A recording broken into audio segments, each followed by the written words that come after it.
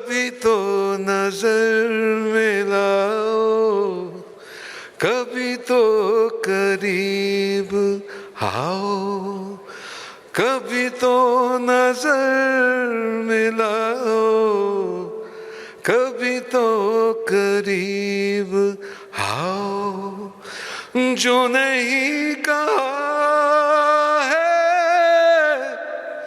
कभी तो समझ भी जाओ। भारत, हम भी तो हैं तुम्हारे दीवाने हो दीवाने, हम भी तो हैं तुम्हारे दीवाने हो दीवाने। ब्यूटिफुल, बहुत ही सुंदर। Adnan, there's an iconic India-Pakistan rivalry. I today don't want to talk about it, but we have a living legend here, Mr. Anil Kumble, sitting there. He's right there, and he's lived that rivalry on the field of sports. We have Major General G.D. Bakshi sitting here. Yes, of course. We've seen him. We've seen the kind of he's a legend in his own right. Of course. But when we think about Adnan Sami, we know that you're also very good at troll bashing. We've seen that on social media. A lot of people get, attack you, but you give it back. And how do you see this? Because was there a lot of hatred that came your way when you took up? Initially, yes, there was quite a hostile kind of a reaction, and I guess these things happen. I'm not one person who sort of takes things lying down. I do take it. I'm very patient. I'm very tolerant up to a point. But when the other person, regardless of who that person may be, starts getting the impression that maybe he's quiet because he's either he doesn't have something to say or he's being defensive, then you need to sort of show them the door. And boy, do I show them the door. Adnan की हमने बहुत सारी तस्वीरें देखी हैं. मैंने आपकी कई बहुत सारी ऐसी तस्वीरें जिसमें देखी हैं जिसमें आप तिरंगा लिए खड़े हुए हैं, आपके पीछे तिरंगा चल रहा है. अगर हम कुछ तस्वीरें वहाँ चला भी सकें, और जब वो तस्वीरें चलती हैं तो मैं आज आपसे पूछना चाहती हूँ, क्योंकि बहुत से लोगों को लगता है कि जब हम भारत की बात करते हैं, लिमिटलेस इंडिया की बात करते हैं, उस भावना को, क्योंकि जब वो तस्वीर मैं आपकी देखती हूँ, उस भावना को आप एक गाने के रूप में या संगीत के रूप में कैसे पिरोत पाते हैं? क्योंकि कहते हैं कि सबसे ज़्यादा जो भाव आप अपने लोगों के सामने रख सकते हैं वो संगीत के ज़रिए. देखिए, मैं आपको एक चीज़ बताऊं कि जब कोई इंसान पैदा होता है किसी चीज़ के साथ, तो एक तरह से उसको वो चीज़ जो है वो विरासत में मिलती है. तो कभी कभी क्या होता है कि उसको खुद एहसास नहीं होता कि उसके पास कितनी कीमती और कितनी खूबसूरत चीज़ है. तो लिहाजा कभी कभी they sort of don't value it and they sometimes take it for granted,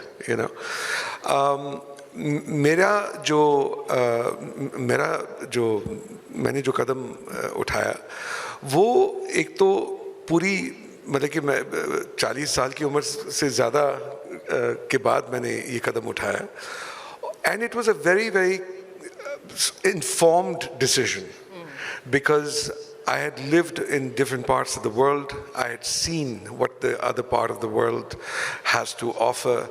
I was in boarding school in England, so I've seen all of that. So वो जो कहते हैं ना कि जो चीज़ें दूर से बड़ी खूबसूरत लगती हैं, मैंने करीब से भी देखी हैं. और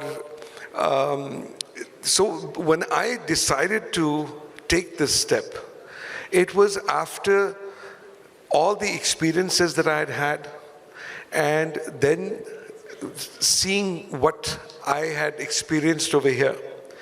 And so therefore, I was prepared to do anything to acquire it. कुछ लोग सोचते हैं कि पता नहीं एक दिन उठे और अचानक बन गए. ऐसा नहीं था. 18 साल लगे और 2 रिजेक्शंस भी हुई थी. देखिए, जो यहाँ बैठे हुए हैं, मैं ये कह सकती हूँ कि ये यहाँ जन्मे हैं, भारत में जन्मे, लेकिन एक व्यक्ति ने अगर ये सोचा कि मुझे यहाँ आना है, यहाँ रहना है, इस देश को अपनाना है, आपने कहा मुझे खुद चुना, तो वो इतने सालों तक आपने कहा कि मैंने सोचा, और वो क्या क्या चीज़ थी, क्या जहन में आया कि आपने ये कहा कि यहीं मुझे बसना है? ज़िंदगी में जो सबसे ज़रूरी चीज़ें होती हैं ना, वो एक्चुअली बड़ी सिंपल होती हैं। और मैं एक आर्टिस्ट हूँ, इमोशनल हूँ, पठान हूँ, तो हम जो है ना वो एक सिंपल सी चीज़ से घायल हो जाते हैं, और वो है प्यार। जब कोई प्यार हमको देता है तो हम उसको अपनी जान देने के लिए तैयार होते हैं। तो मुझे जिस तरह का प्यार यहाँ पे मिला, जिस तरह का प्यार, और आज भी मिल रहा है, तो वो मेरे लिए इतना कीमती था और है कि मैं, जैसे मैंने कहा, 18 साल लगे, और इन 18 सालों में 2 दफ़ा रिजेक्ट भी हुआ, क्योंकि कुछ होता है ना कि आपने फलानी जगह पे you did not cross the T, or the it was all those technical issues, nothing serious, but I didn't give up. I kept the struggle on. That is limitless India, by the way. That is limited. You have to be stubborn, you have to be determined, and in the good old language, you have to be deet. And that's what I am. And you see, the most important thing is that, you see, ये जो कदम मैंने उठाया है, this is not just a step that I've taken for myself, but it's for the forthcoming generations of my family. And so my daughter is here, Medina is here, and I keep telling her the value of what it is to be a patriot. And that is something that I want her to know, that and I know the generations to come, that it did not come easy. So don't ever take it for granted. I had to really, really struggle for it, and I'm so happy that I did. And I'm just overwhelmed by the love that I have over here. So not every bit of it was worth it.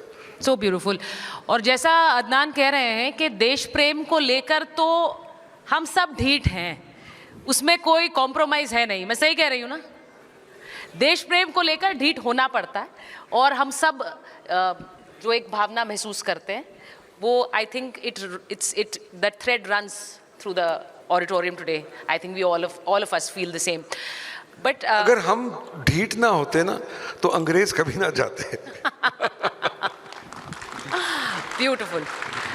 Adnan, मैंने जैसा कहा कि यहाँ पर बहुत से लोग, जब मैं आ रही थी तो मुझसे कहा गया कि अदनान समी आ रहे हैं, क्या आप उनसे ये वाला गाना गवा सकते हैं, क्या आप उनसे ये रिक्वेस्ट पूरी करवा सकते हैं। तो मुझे लगा कि मुझे एक पूरी लिस्ट बनानी पड़ गई अपने फ़ोन पर मैं आपसे बोलूँगी कि हमारी ऑडियंसेस के लिए, क्योंकि आज ये लिमिटलेस इंडिया की थीम है, अगर कोई ऐसा आप तराना हमारे दर्शकों के लिए दे पाएँ जो शायद एक भावना को रख सकता है जो हमारे देश के प्रति है, या फिर जो आप सोचते हैं कि एक सोच आपकी है देश के प्रति। देखिए, बात यह कि जैसे मैंने थोड़ी देर पहले कहा कि इस देश में इतनी अलग अलग किस्म की डाइवर्सिटी है, और ये अलग अलग चेहरे जो हैं, ये सब इकट्ठे होके एक बहुत खूबसूरत चेहरा बनाते हैं।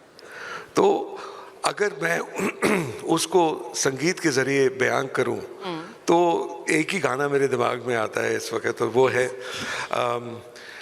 ये ज़मीं रुक जाए, आसमां झुक जाए, तेरा चेहरा जब नजर आए, ओ तेरा चेहरा जब नजर आए, ये ज़मीं रुक जाए, आसमां झुक जाए, तेरा चेहरा जब नजर आए, हो तेरा चेहरा जब नजर